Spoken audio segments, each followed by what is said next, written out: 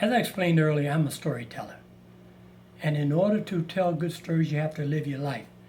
I woke up this morning a little concerned about the report that I've seen, the media report on what happened in Orlando, Florida.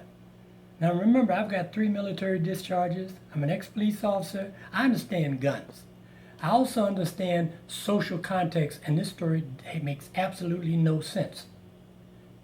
A little while back, we had the same thing happen in San Bernardino.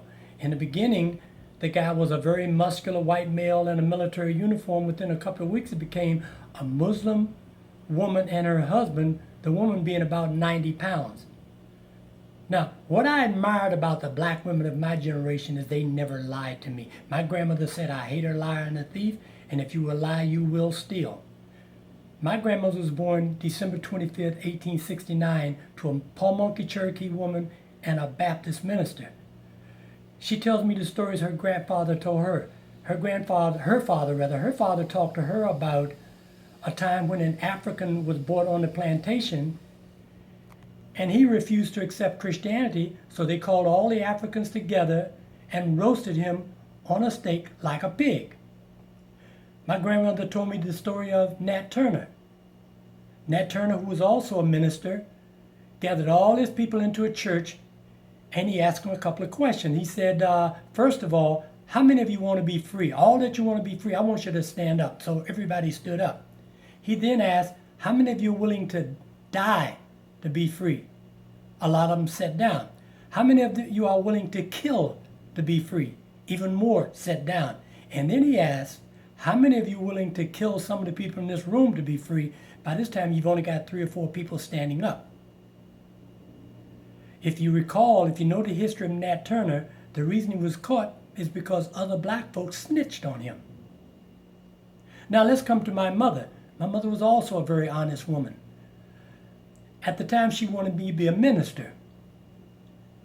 Now, I've read the Bible maybe twice, and I began to talk to my mother about the ugly stuff I read in the Bible. She didn't say to me, you've got to believe. My mother basically says, never stop learning.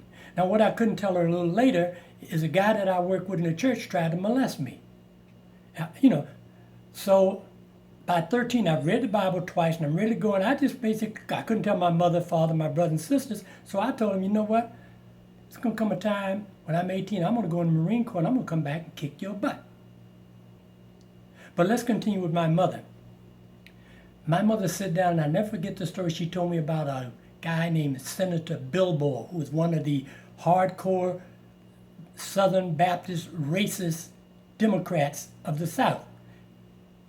As I did, as my mother advised, I continued reading. Then I read about, most people this time have never heard of Axe Handle Maddox, Bull Connor, police chief of Birmingham, George Wallace, Orville Faubus.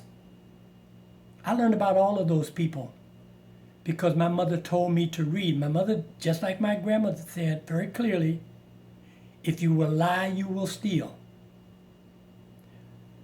The female teachers, my aunts, I could sit down with them and they would tell me if I was wrong. If they had to challenge me, it always ended with a very pleasant hug, but they let me know when they knew I wasn't telling the truth. Women of my generation were that awesome, as long as I didn't lie to them. Now, the media is lying to you folks every single day. And as they lie to you, you believe them. And what is beginning to happen is mothers are lying, brothers and sisters are lying. The media always lies. When I became a police officer, when I went into the military, I remembered what my grandmother, what my mother, all my aunts, and the mentors of my generation taught.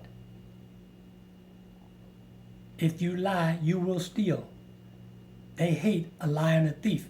I'm a storyteller, but I don't lie to you.